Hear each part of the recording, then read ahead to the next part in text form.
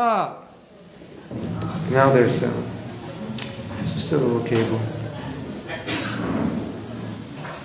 Hare Krishna.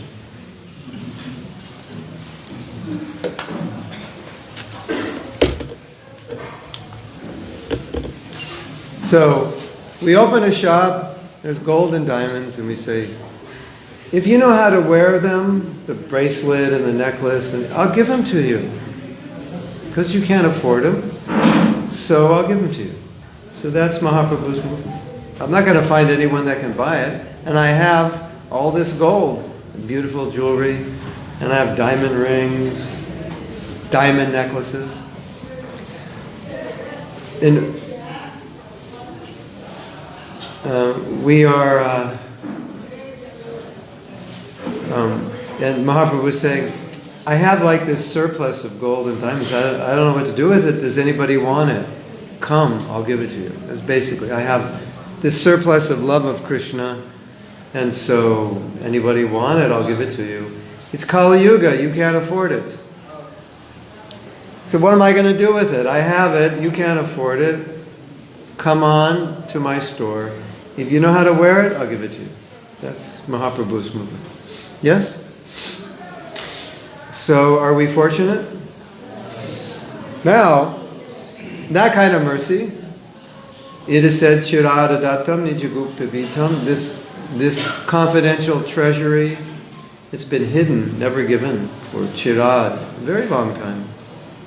So long, basically, Shastra says, it's never given before. It's so long you can't remember when it was given before.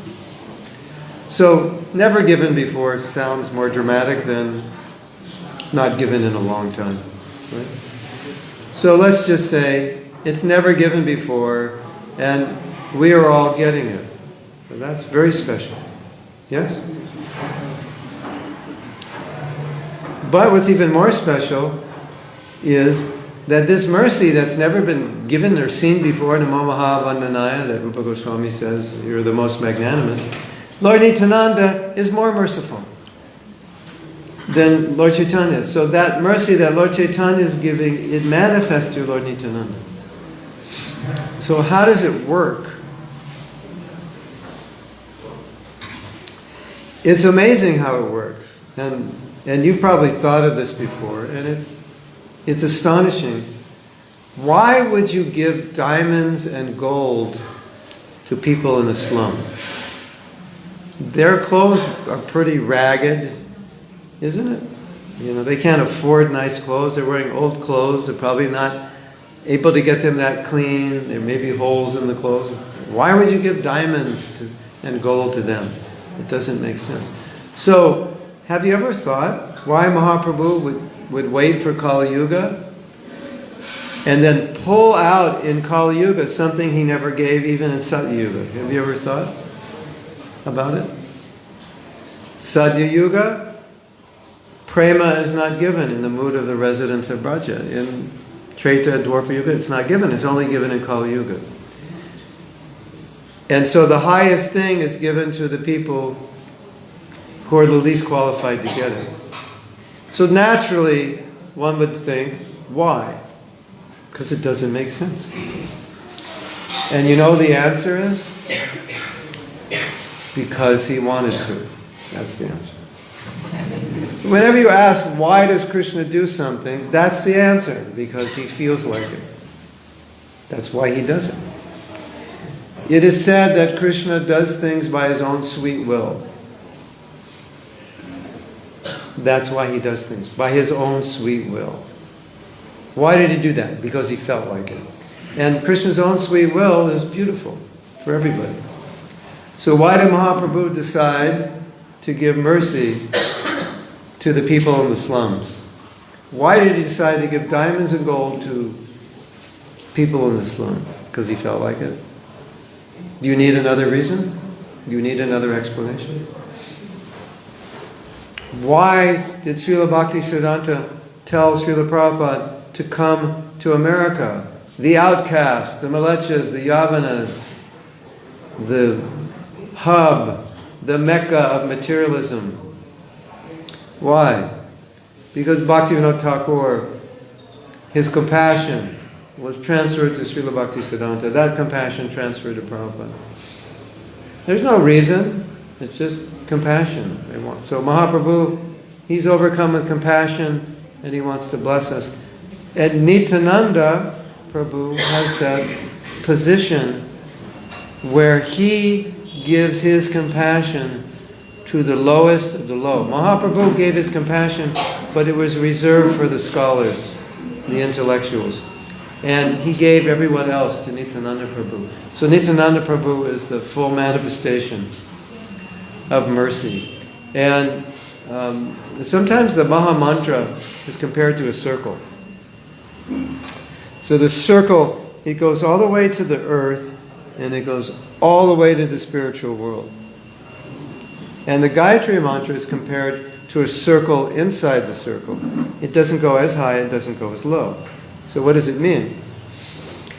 It means that when the circle goes all the way to the earth, or all the way down, that means it picks up everybody without qualification. And the circle goes all the way higher than the Gayatri, goes to the spiritual world. Where the Gayatri, there's some qualification, so it starts higher, but it doesn't take you all the way. So the Maha Mantra, Prabhupada said, that Maha Mantra initiation is really all you need. If you don't get Gayatri, you won't die. You can still be Krishna conscious. Because the Maha Mantra brings the lowest people to the highest position. So Nityananda, his service was to go to the lowest people. And that's why the transcendental Leela of Jagai and Madai were there, because they were the lowest, at least at that time in history, they were the lowest on the planet.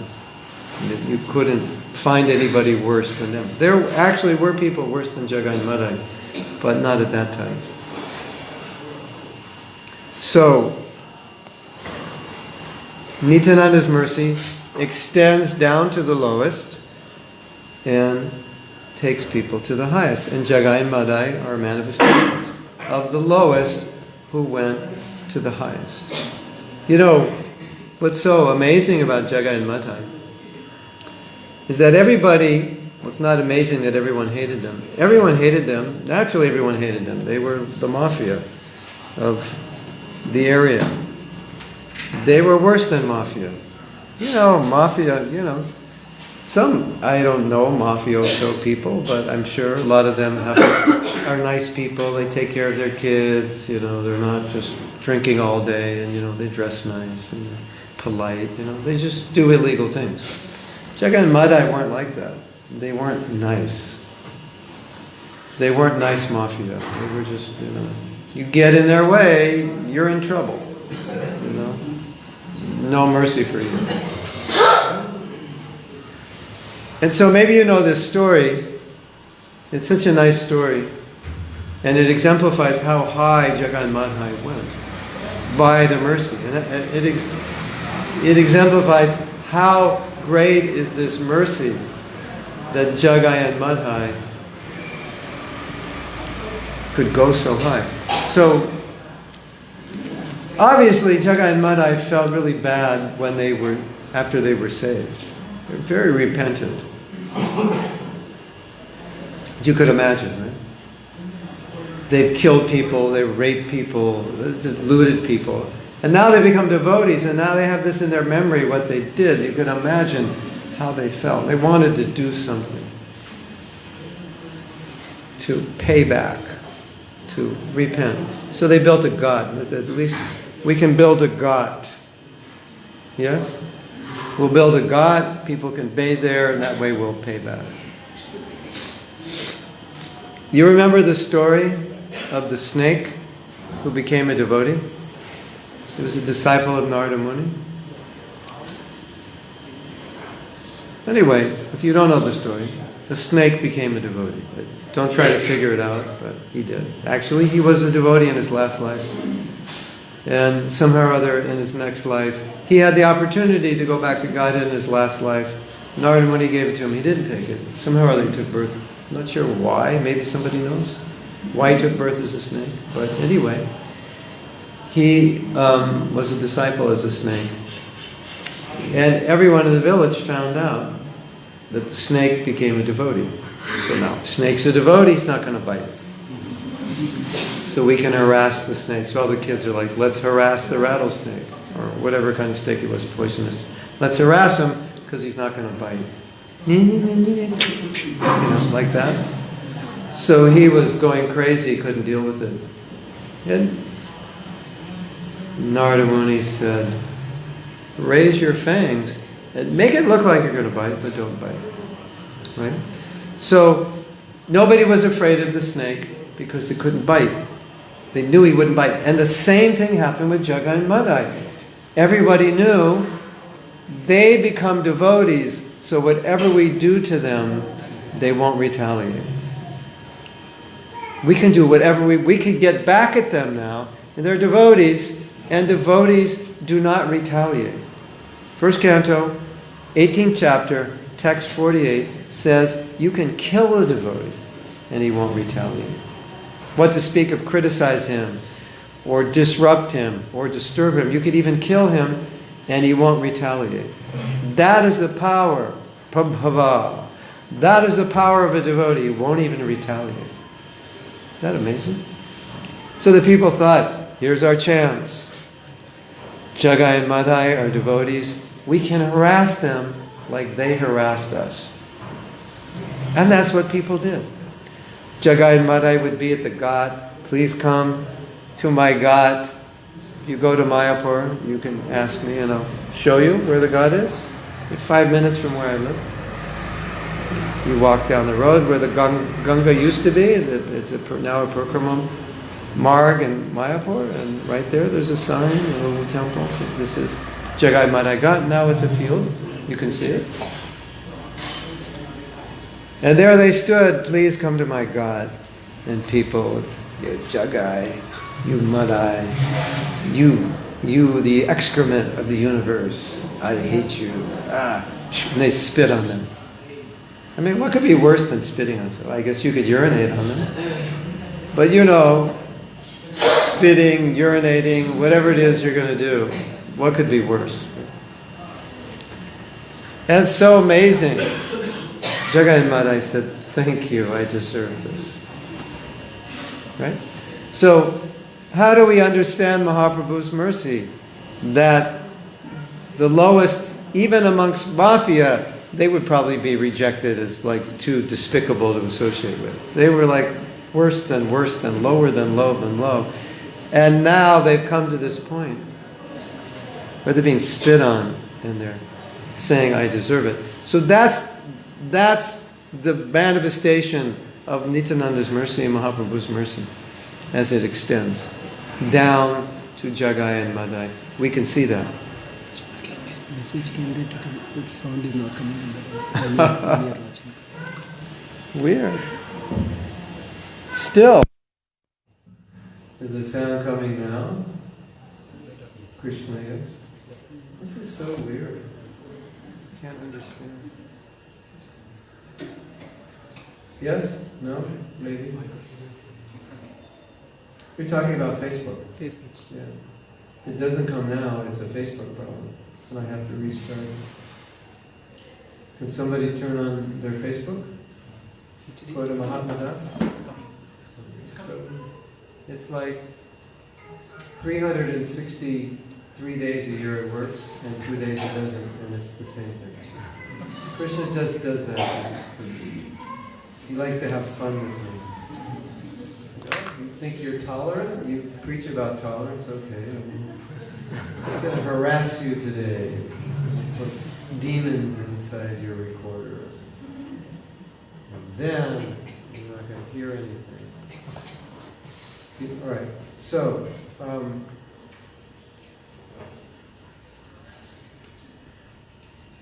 one thing we should understand from the mercy that Nityananda gives and the mercy that Mahaprabhu gives is that where is it most condensed? How do you get it in the most condensed form? You get it through the Mahamantra. That's where it comes. So Mahaprabhu comes to give mercy. Nityananda is his agent. that mercy is put into the Maha Mantra. That's where you get it. But Nityananda, he didn't tell people to chant Hare Krishna. He told them to chant Gauranga, Gauranga. Gauranga. He knew that's where the mercy lies. It lies in the name of Gauranga. So he would go door to door, bow down at people's feet and say, please chant the name of Gauranga. Of course,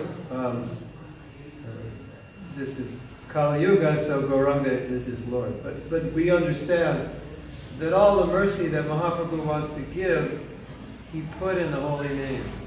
That's where you get it in the most condensed way. It's like the para of mercy. It's just, it's so thick. And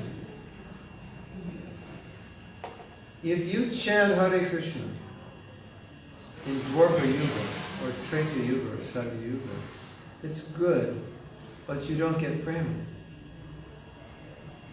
But if you chant the Maha Mantra in Kali Yuga, you get prema. So all that mercy of Mahaprabhu to give prema, it's in the holy name. So when we say Mahaprabhu is giving love of God freely, how is he giving it? He's giving it through the Maha Mantra. Yes?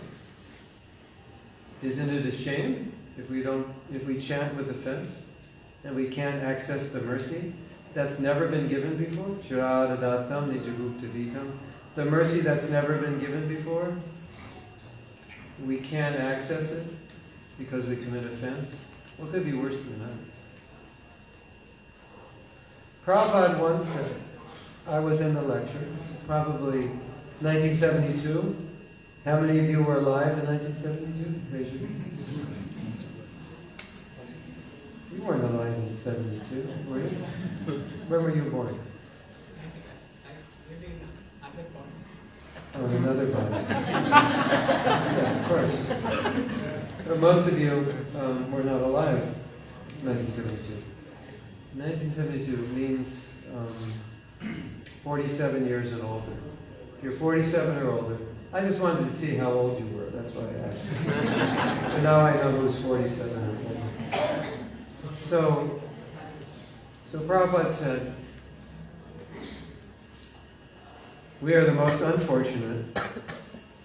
If you join ISKCON, you become devotees, you become the most fortunate.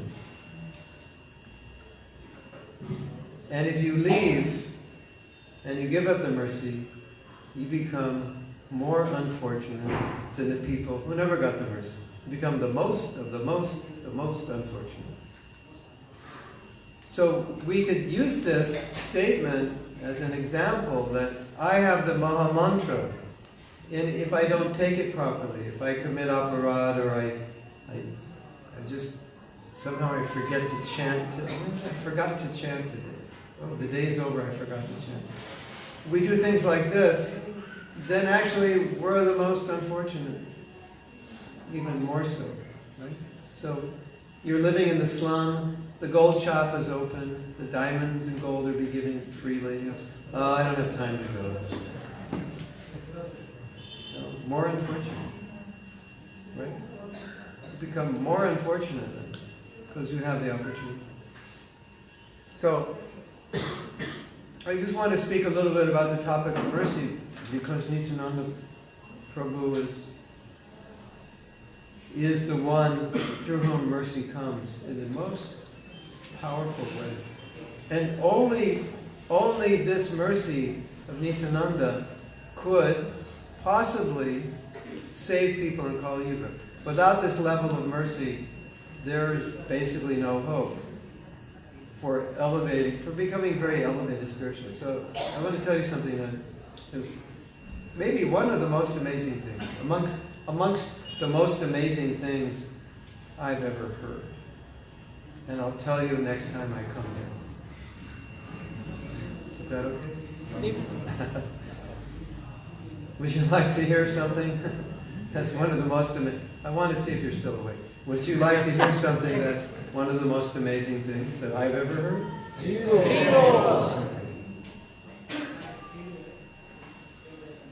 You know, sometimes you give a class and you wonder if devotees are still breathing. You're kind of like... But actually, you later realize they're just dreaming about prasadam and they're hungry. And that's why they're not so responsive. So, Prabhupada comes to New York. You all know the story, but you don't really know how degraded it was, because you, as Indians, probably can't imagine that level of degradation. But it was very bad. Very low. No vegetarians.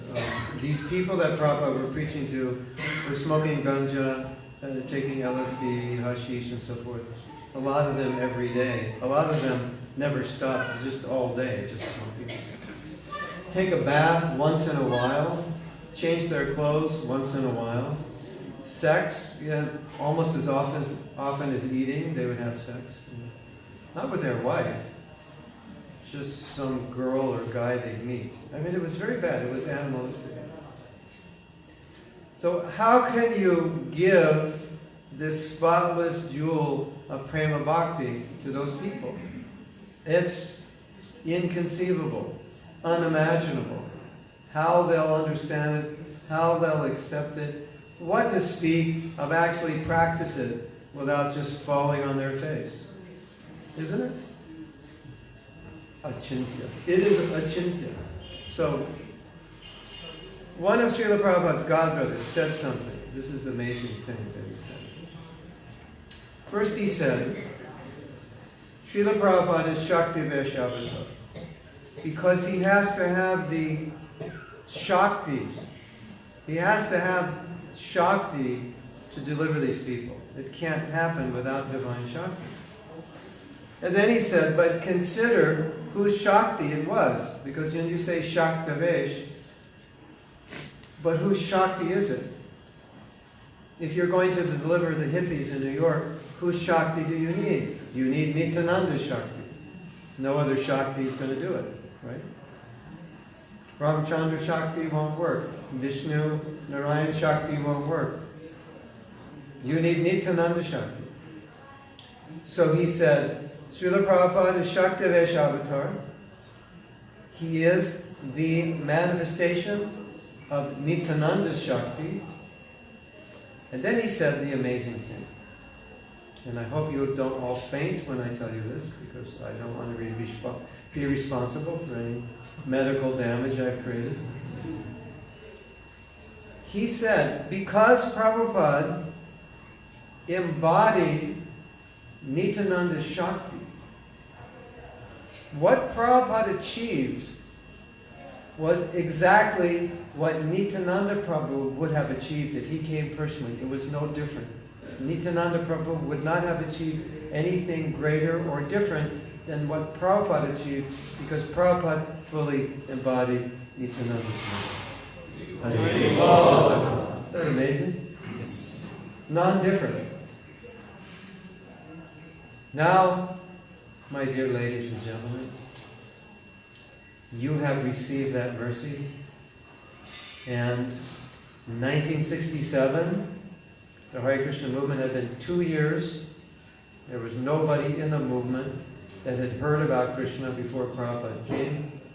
There was no one in the movement who 2 years prior had not been eating meat, taking drugs, and having illicit sex. And in 1967, Prabhupada says, my dear boys and girls, you will have to become spiritual masters. I have great confidence in you. How is that possible? What is Prabhupada thinking? You might think, was Prabhupada tired that day? Was he hungry? Was he not thinking clearly? This is 2 years in the movement, and he's saying, you'll have to become spiritual masters. Even today, with so many of you present here, who have so much experience in bhakti, if I sit down and I say, you will all have to become spiritual masters, you'll all think, he's not talking to me. Yes? It won't make sense. So, if it doesn't make sense to you, and you've been practicing and you're born in India and maybe you come from Vaishnava families, what was Prabhupada thinking? we could understand that Prabhupada knew and had faith that the mercy of Nityananda could do anything, that you can take a hippie, put the mercy of Nityananda, Shakti avatar, and that hippie who Prabhupada saved could go to London and preach to the Beatles and make them Krishna conscious and spread the Hare Krishna Maha Mantra around the world. Yes? That's what happened. That's the manifestation of Nityananda's mercy. So, the real point for us is to understand that that mercy is being given to us, and we can embody that mercy, and therefore we, even though we're not qualified, we can give that mercy to others. I joined ISKCON in 1969. There were maybe a few hundred of us, and maybe 10 temples. Somehow or other, before Prabhupada left, there were 5,000 of us, mostly brahmacharis, and there were 108 temples, plus schools and farms. How did we do that? What qualification did we have to do that? Most of us neither have material or spiritual qualification. What was the qualification? It was the Nityananda Kripa. That's it. We took it. And we gave it to other people, and it worked.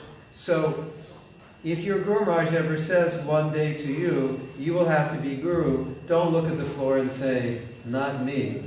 No way. In a million yugas could that happen. That is a humble way of accepting it.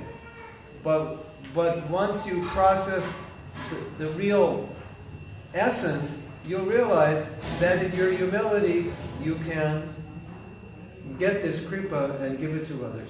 And watch this kripa do amazing things in people's lives. As we saw, I think maybe us as Americans have more faith because we saw people go from a lower state. You're not dealing with people who are so low yet. Most of the people that are in India that are that low are probably not really interested. But in America, you get people that low who are interested. So we get to see these amazing transformations that maybe you don't see so often. So, we have experience of that kripa. Or you say krupa in your language? Krupa? Kripa. Yeah. So we have experience of that in our own lives and in the lives of the people we preach to. So, therefore we have faith in Nityananda's mercy. Because we see it. And we it's like, let's say I gave you the cure for cancer, and I said, go out and find people who have cancer and cure them, and you said, I can't do that, I'm not a doctor. No, it doesn't matter, it's just a little pill. Sneak in the cancer ward in the hospital at midnight, and go and put it on everyone's tongue. Somehow or other, if they just get this medicine on their tongue, it's gone. Their cancer will be gone. They'll wake up cancer-free. Right? It's not. You don't have to be a doctor. You just have to get in the hospital and get it on their tongue. So it's the same way for us.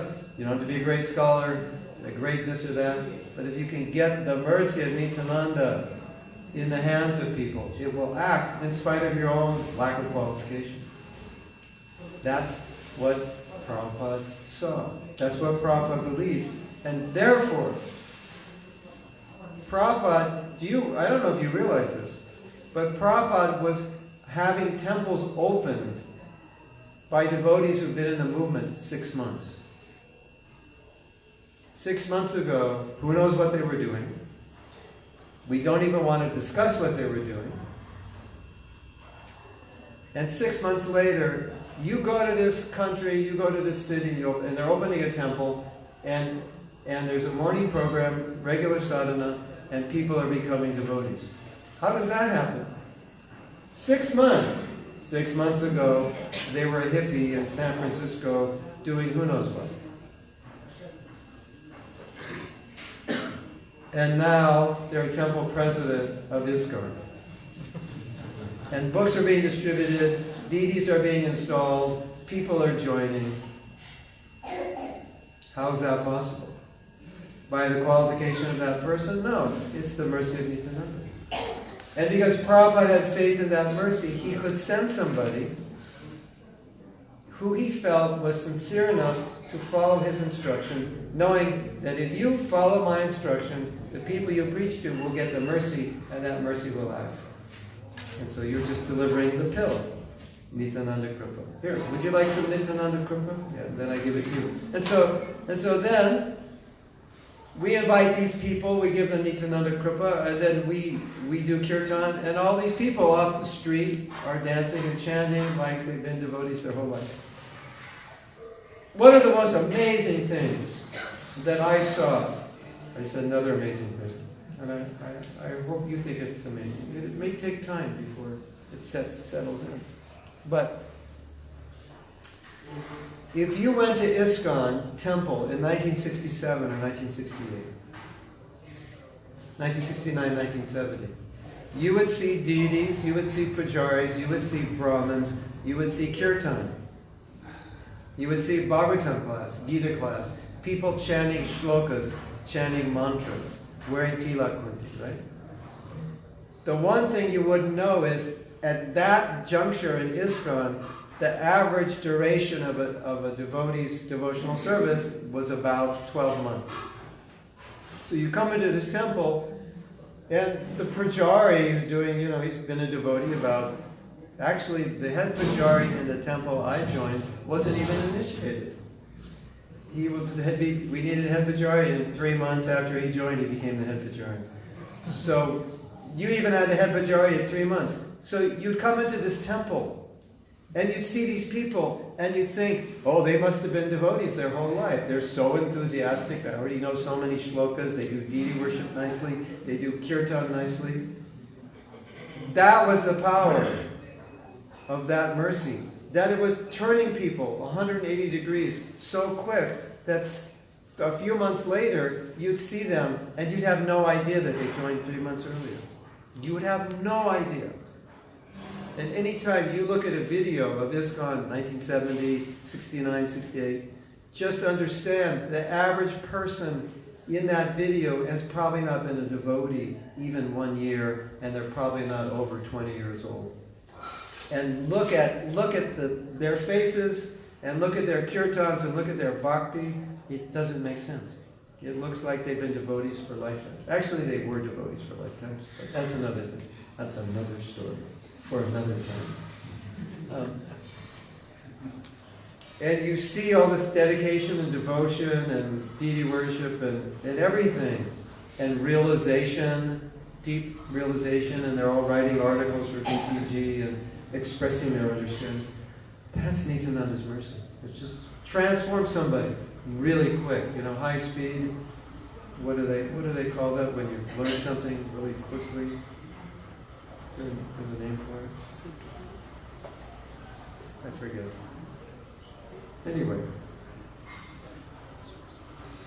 crash course or something. Bhakti crash course. This is very good. So that's definite manifestation of Prabhupada's mercy. And then, of course, the culmination of that mercy is those hippies, those same people that he picked up off the street. A lot of them are your spiritual master. They are the spiritual masters of ISKCON. So that's like, okay, if you really want to believe in Nityananda's mercy, that's it, right? All the way up to becoming Guru. Right? So. Now, for us, one thing, we understand that our spiritual advancement is all due to the mercy of Guru and Krishna. And the Guru's mercy is a manifestation of Nityananda's mercy because he's the Adi Guru.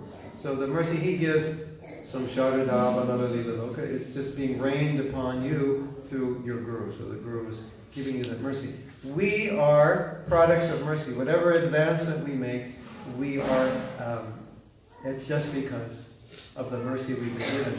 It's not our own strength.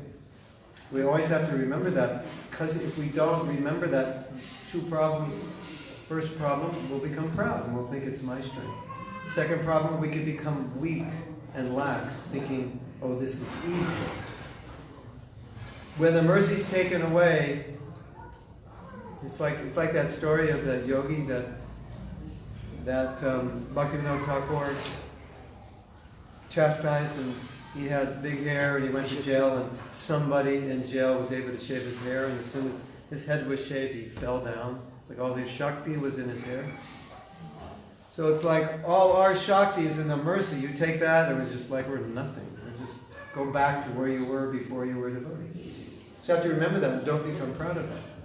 And understand, therefore, basically our existence as a devotee is how to maintain and increase the mercy we get. Because if we don't get it every day, we're going to be in trouble. And how to get more of it. And the more we get, the better we'll be. Not because we're better, but because the mercy is doing everything. And all we have to do is become expert at getting the mercy. That's the whole secret of Krishna consciousness. Just how do I get the mercy? So as we said, you get the mercy if you chant good rounds. You'll get a lot of mercy. Yes? You'll get a lot of mercy. There's a huge difference between good rounds and bad rounds. Like tons of mercy difference. You will get a lot of mercy if you share Krishna consciousness with others. It'll fall down on your head in buckets. Because Krishna is so pleased when you give Krishna to others. When you have good sadhana, you get mercy. When you get along well with the devotees, you get mercy. So we need to be expert at getting this mercy. And if you get this mercy, you become the empowerment. You become the Shaktivesh of Nityananda. And then you can give that mercy to others. And when people will see you, they'll see, oh, some verse, something. You won't look normal to them. They'll see some Shakti. So that's what I wanted to say. And thank you for listening. And if you have any questions, please ask. Yes. We need a microphone.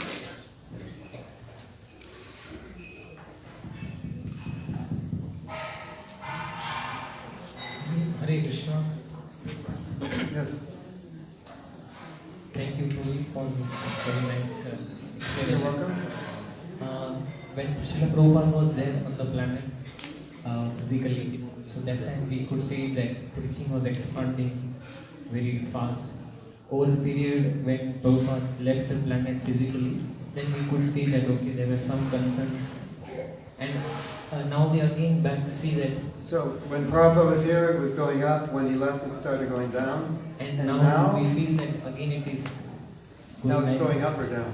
That's what it's what we hear from seniors, that it is again picking up, and probably because now Prabhupada is in the center, he is the founder. Why is it picking up again? Because again Prabhupada has been in the center. GPC is coming with the rules that Srila Prabhupada is the founder Acharya, preeminent founder Acharya. So is that the good, correct understanding? That now He's saying, is the reason things are expanding because Prabhupada is more in the center?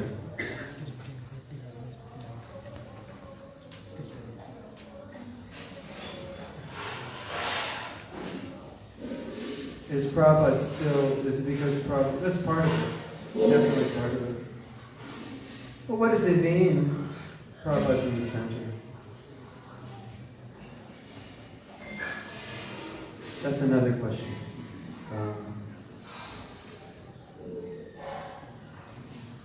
That's a whole other class, or classes. Has Sureshwara Prabhu ever come here? He's coming to, he's coming to Bangalore. He's going to be doing a Founder Acharya course. Yes? That will answer your question. You should all take that course. It's a course about Prabhupada's position as your guru, as the Founder Acharya, what that means, your relationship with Prabhupada. That's what it means to put Prabhupada in the center, to understand your relationship with him, your connection with him, his connection with ISKCON, his connection with your guru and all the other gurus in the GBC. I would say there are many factors, but you could say that was the central factor. One of the things that happened, I don't know if this is going to happen to you when your spiritual master leaves, but one of the things that happened when Prabhupada left is we realized there were things that he said that we thought we understood that we didn't understand. Because in the context of practically applying them in his absence, we became clearly aware that we didn't understand it as deeply as we needed to. It's kind of like, let's say you work for your father. You're like the vice president of the company. You're working for your father and everything is going well. And then he dies, and now you have to run the company. And there are little details you didn't pay attention to because you didn't have to. He did it. So that's what happened to us.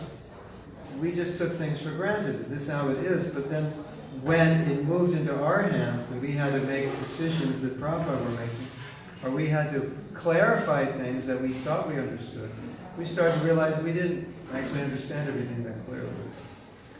And that created a little bit of confusion. It's like we had to go over what does Prabhupada mean. And there were differences, different ideas, and when you have differences, it diffuses energy. When Prabhupada was here, he was very focused. He would just say, this is how it is. And so it's a dynamic that probably couldn't be avoided. And it may happen to you when your guru goes, and then different godfathers will say, Guru Maharaj said this, no, but he said that, and he meant this. And so that's just going to be there naturally. And how well you deal with it will affect you in a positive or negative way. This is historically a problem with religion. When a founder leaves, then then you're looking in hindsight. What did he teach? What did he want? And there's differing opinions. He wanted this. No, he didn't. That was just what he wanted in 1967. He didn't want it for 2018. Maybe that's true. Maybe that's not. We have. So these are the challenges we have. And the movement changed a lot. This is another thing. I don't know if this is going to happen to you, but I'm just telling you this is what happened to us. In case it does happen to you, even better deal with it. The movement changed a lot. Because the movement was one way when Prabhupada was here, it was a different way after he left. And so some people did not stay in ISKCON because the movement changed so much. It was like they felt it was like a different movement. So obviously, things are a certain way when your Guru Maharaj is here, and when he goes, it's going to be a little different. So that's a challenge. So, and then when Prabhupada was here, because he had given so many instructions,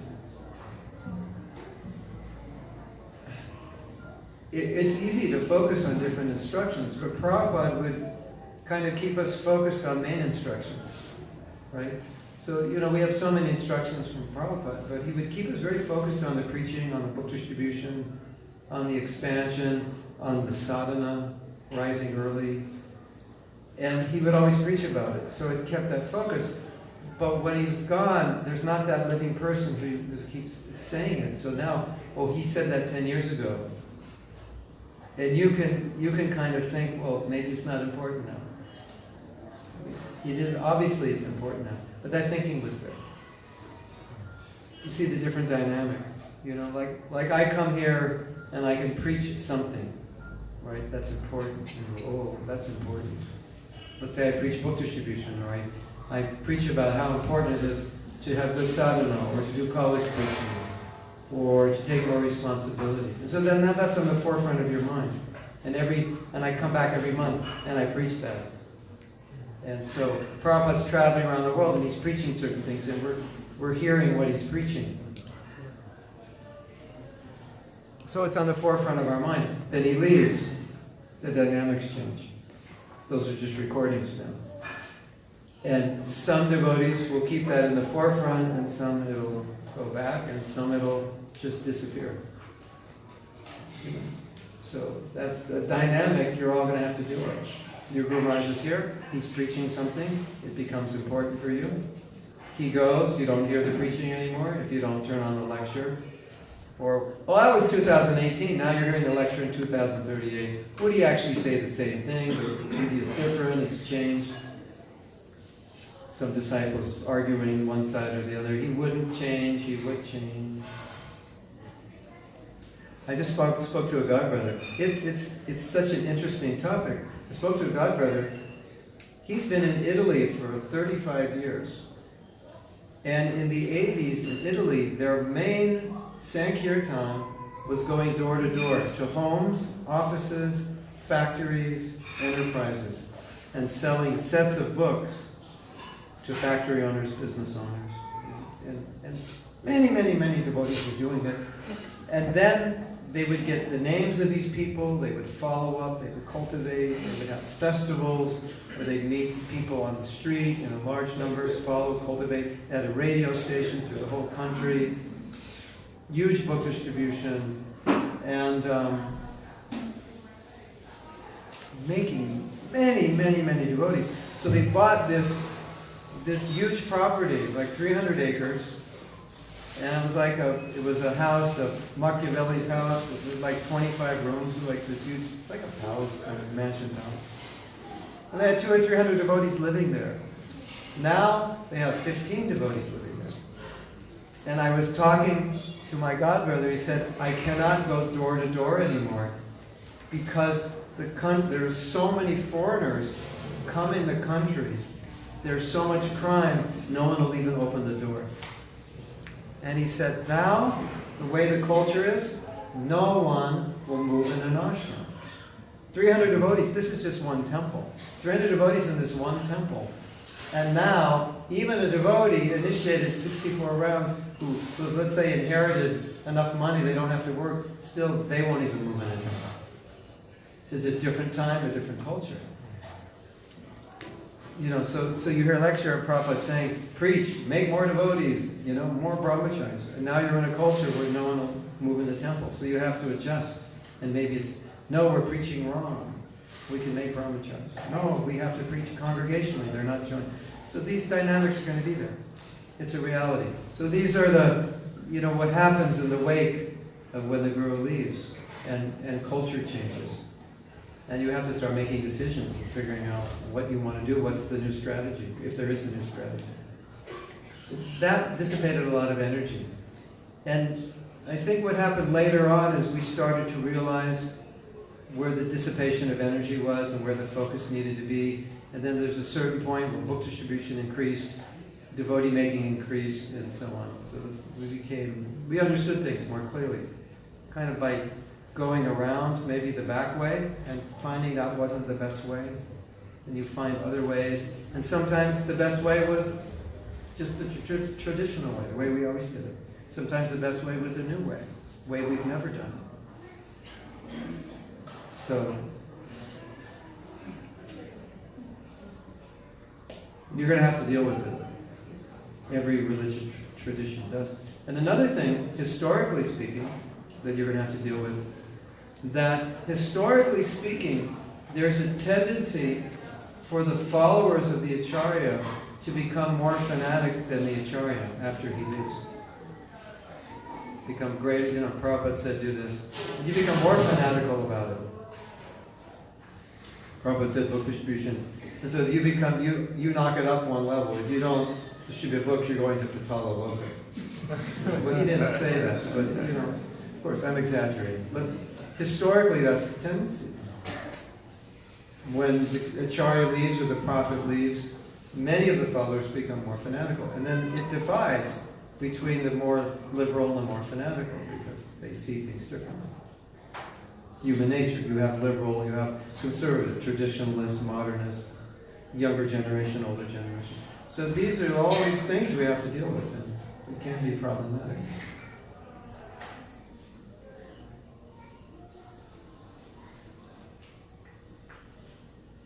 Yes?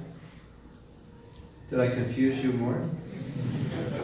Thank you very much. Actually, it would be great to do a course on this topic, and explain to you what we had to deal with, and we're still dealing with it today, right now. Look at 2002. a woman in our movement applied for a guru. It's 2018. That's 16 years later, and still the discussion's going on. Both sides are going on. 16 years later. It's not, it's not an easy issue. Prabhupada said, all my sons and daughters, I want you to be guru. And people say, wait a minute, but traditionally women didn't do that. Women have natural frailties that men don't have. Can we actually let them do it? And some people say, no, Prabhupada said. And some people say, no, it's not right. So, it seems like a straightforward issue. All my sons and daughters become guru. But Shastra says this, Shastra says that, and now 16 years later, it's still not resolved. Right? And we're dealing with Prabhupada disciples. So you may be more handicapped than we are because we at least were with Prabhupada and saw what he did. And we saw how he dealt with women. We saw these things personally. And so in some ways, you could even have more challenges than we have. So this is reality. We're going to have to deal with it. Yes? So what you said is true, but there are many things that surround that. What it means, Prabhupada in the center. I think, this is my personal opinion, but I was reading something about the Catholic Church. And the Catholic Church has, I think, 23 different orders. Like Jesuits are an order of the Catholic Church. They're the more scholarly order. And if you ever see nuns, not all the nuns wear the same color or the same style. It's because it's a different order, founded by a different person, slightly different rituals, slightly different morning programs, slightly different, nuances of philosophy. And the Catholic Church started seeing, because we're all different, people look at the philosophy differently. And so these different orders were coming up. Just like you can see in our movement, right? Some gurus are very this way, and some gurus are very that way, and some are very in the middle, because we're individuals. So the way this one guru is preaching, it's very this way. And then you hear a class by another guru, and it's very that way, almost contradictory. Human nature. So obviously that was going on in the Catholic Church. And as these people become more powerful, then there's more of a thought process that this is what Prabhupada wanted. I could start a movement and say, Prabhupada wanted that all your daughters get married by the age of 11 at the latest. Because he said it. And I can back it up with Shastra. Right? Now you might think, wow, Mahatma Prabhu is really crazy. You want my daughter to get married at the age of 11? But it's illegal for her to drop out of school, at least in the West and so on. No, that's what Prabhupada wanted. It's right there. And if you analyze it, if you could create a culture that could support that, it's a good idea. It would prevent all the divorce, unwanted pregnancy. And so, of course, you have to train women to do that. So someone will say, that's totally impractical in this age. Women are going to university. They don't think that way. It's against the law. So what to do with these differing opinions? And the person that girls should marry at 11, he's got a whole community. Well, the girls are married at 11. The boys are getting, by 16. And then, when the girl's 14, they live together. And then, by 35, she's a grandmother. And by 55, she's a great-grandmother. It's the traditional way. And it's working, and they're living in this village, and they decide the next generation only speaks Sanskrit, and so that's the only language. So it's working, but is it working for the average IT graduate? No, maybe not. Right? So obviously, you need everything, And the IT graduate, super liberal. We have to preach in a new way. Don't wear tilak in public. People think you're crazy. People think ISKCONites are fanatics. Wear a suit and tie. So he's taking it to the other extreme. But they're both getting success. And he's preaching in the corporate world in a suit and tie, and he's counseling corporate leaders. And they're, changing this whole part of India with their village preaching and taking care of cows, and the government's changing. So both things go on. So that's what the Catholic Church realized, that if we want to keep Prabhupada in the center, we're going to have to make room for everybody. And that's a huge challenge, right? Could you imagine if the GBC said, make room for the Ritviks? How hard that would be? That would be a huge challenge. But they're not going anywhere, as far as I can tell. Not soon, anyway, right? So these are challenges we have to face. Who can we make room for? How much room is there? You know, these are the decisions that I don't think our generation is going to make, but your generation is going to have to make them. And they're not easy decisions, right? The GBC, Prabhupada's disciples, 16 years can't make a decision whether a woman should initiate or not. That just shows you the complexity. You know? Should we allow the Ritviks back in the movement? They wanted to come back. We won't allow them. Will that, in 20 years, will we rethink that? We think, no, it's a bad idea. Ritvik it's dying out. It's not a big thing. We keep them within the fold. We'll have influence over that. You know? Madhu Pandit has gone back to Godhead, so that strong influence that, you know, all the leaders of that movement, they're not here anymore. Maybe we can invite them in. Maybe we'll have influence. You'll have to think about this. The thing, it changes, right? India in 50 years. What's India in 50 years going to look like? I can give you my prediction. And I could be totally wrong, but I want to throw this out. This is based on our experience in America. And I think this is just wisdom that you need to put in your brain and consider. How it is now, how you're preaching now, the results you're getting now, do not think it's going to be that way in the future. Do not think in 50 years you can go to a university and get hundreds and hundreds of boys to come to your course and then move into your temples. Maybe that will happen, but I doubt it. Italy is an example. You can't, 300 devotees living in a temple, people joining all the time. Now you can't get a person to join.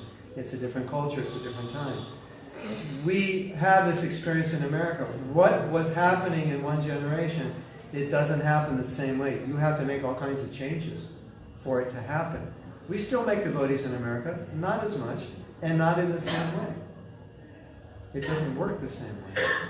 And some devotees are, yes, we need to make more brahmacharis, we have to preach. We preached that way in the 70s. We had hundreds, thousands of brahmacharis. Now you preach that way if you have 3 or 4 in a temple. Like, wow, Prabhu, did you hear? That temple, they have 3 brahmacharis. That's like a new record, you know, in America. You know, it's like a huge thing. So the point is, we were preaching and people were joining. They were moving into the ashram in the 70s. It was a different culture. Now, it's not like that. So for you to go on preaching in the same way, thinking that these college students will always be the same, and they'll always be ready to be brahmacharis, and they're ready to drop out, and they'll be, you know, you're going to have, you know, college festivals with 4,000 students, Haribol wearing tilak. I would be very surprised, because what's happening in America, it's becoming so materialistic and so degraded. It's harder and harder to preach to people. It requires more sensitivity, more understanding, more adaptation. It requires more purity on our part. And my prediction is that your country will become more materialistic than America. And if that happens, yeah, it's already happened, right? But it hasn't, it's happened maybe in a more narrow, but when it starts to corrupt, you know, generations of religious families with that one generation, it's like it ends. Like wealthy families, generally 6 generations and they go into poverty. So how many generations now can there be religion with the way Kali Yuga is, with Bollywood and social media? You know, I don't know if it's going to last 6. I would be surprised if it lasted, you know, 3. So it's something to consider. So in your preaching, at least this is, I'm not a business person, I'm not a Vaishya by nature, but I've read a little bit about business, and what they say is, if you want to have a successful business, you have to predict the future, and when those changes happen, you have to be the first one that's ready for it. Like, we know in 10 years, students are going to think this way. Or we know, like in America, people are into yoga and they're into kirtan. really into yoga and kirtan. Millions of people are doing yoga and doing kirtan. Not with us doing kirtan, with other people. But we never knew that. And if 20 years ago we knew there's going to be a revolution in yoga and kirtan, we would have started training our devotees to be yoga teachers and giving them music lessons and forming groups and say, go out there and do kirtan because it's going to take off. But we didn't know that. So when it finally happened, we missed it. It was other people who were doing the kirtan and teaching the yoga, not us. So we have to consider where India is going to be. And it shifts like every 7 years, doesn't it? 7, 10 years is like drastically shifting. Isn't it? I don't know exactly. So 10 years from now, what's it going to be like preaching? What are the people going to be like? What are the 20-year-olds going to be like in 10 years from now? 20 years, what are the 20-year-olds going to be like? Oh my God. Will their brains even work? Will they even read books? Will they even understand anything other than dollars and sex? This is one of the problems we're facing now in preaching. People's brains aren't working because they're just thinking about what other people think of me, how do I make money, and do I look good to the opposite sex? That pretty much just, pulls the wires out of your brain, philosophically speaking, doesn't it? So now people are saying, why are you joining ISKCON? It's just stupid, wasting your time. What do they mean? You could be making money. You could be going to a movie and you're going to a guitar. You could be making money and you're spending your time in the temple. That means the brains aren't working anymore. Isn't it? So we have to understand these things. So, things are going to change. The way devotees think are going to change, not just non-devotees. The way devotees think now in America, the young devotees, is totally different than the way we think. And we have to adapt to it. They're millennials. Millennials do not think like we do. Millennials are democratic. They're not autocratic. If you tell a millennial, do this, they'll say, why? And you'll say, because I am the temple president. And they'll say, but why should I do what you said? It doesn't make sense. They're not going to do it because you're the temple president. They're going to want to know why. And they're going to say, my dear temple president, I think there's a better way to do it. And you're like, no one ever talked back to me before. You say, yeah, we're millennials. We don't just accept it. And then you as a temple president, you're going to have to adjust to it. You go, okay, to get him to do something, I have to sit down and have a meeting with him. And he has to tell me all his ideas. And you're going to start to realize his ideas, some of them are better because he understands the 20-year-olds. You're too old to understand them. It's a different, right? It's a different world. So we have to adjust to it. That's the reality that we experience in America. And if you're not ready for it, you're going to end up like we did. We missed it. We missed it. And America changed, and we didn't. And now we're realizing we have to change. We just got it too late. So that's my prediction. I could be wrong, but I just don't see people coming in throngs to ISKCON the way we're preaching now. It works now. Do it now. Keep it up. But be ready to understand you have to be adjusting on the side, developing programs to that point when people are going to want lifestyle change. They're not going to want philosophy. They won't care about deities anymore. They won't care about a lot of things. They're going to want to know, I got problems. Can your philosophy solve it? I can't even get along with my wife. What can you do to help me? That's where the world's going. That's where the preaching is tending to go. I mean, I'm sure you see that already. But, come on. Divorce is going to skyrocket. If we are counselors, we're going to connect to people through counseling, marriage counseling, because they're going to need it, right? That's what I'm doing now in America. We're developing a whole group of devotee counselors, and we're counseling people who've just been divorced because after divorce, they're questioning their whole life. They're completely open now to spirituality. They're looking at their life after divorce. So, and how many people are getting divorced? About 60%. So you have, how many will be getting divorced in India? Well, since you're going to do better than America, 70%. And so 7 out of 10 people are going to be in misery. And if you're a counselor, marriage, divorce counselor, giving them Krishna conscious principles in disguise of some sort, wow, you're gonna have the people. But if you're just going to try to invite them to see, look at the deity, it's going to solve your divorce problems. So it's going to require more than that. That's good, but that may come later, right? So these are things you have to think of. These are things that we're dealing with now. Hare Krishna. I have to stop because I have to eat breakfast and go to the next program. But it was nice seeing you all. And Hare Krishna to all of you. And Srila Prabhupada ki jai. So, I just have to explain what's on the back table. We have the books. This is a book of my japa workshop in the form of affirmations. So 20 affirmations. And you can use the book before you chant japa and meditate on the affirmations. And it's really convenient, you know, different meditations so you can put your mind in an optimal state for chanting. And that book is only 95 rupees, and we have more. Madhusudhan Hari has more, but I just brought 50 or 45 with me. And then I have individual CDs of workshops I've done for 100 rupees. We have some on japa, some on marriage, some on vows, relationships. And then I have a music CD with all my CDs. 8 CDs on one USB stick. And that's 325 rupees. And then I have another USB stick, which is a bigger one with wood, that has 15 workshops and all the music. It's 350 hours. And that's 1,000 rupees. And you can see puja back there if you want to get any of those. And while you're buying everything, I'm going to take breakfast. Is that okay?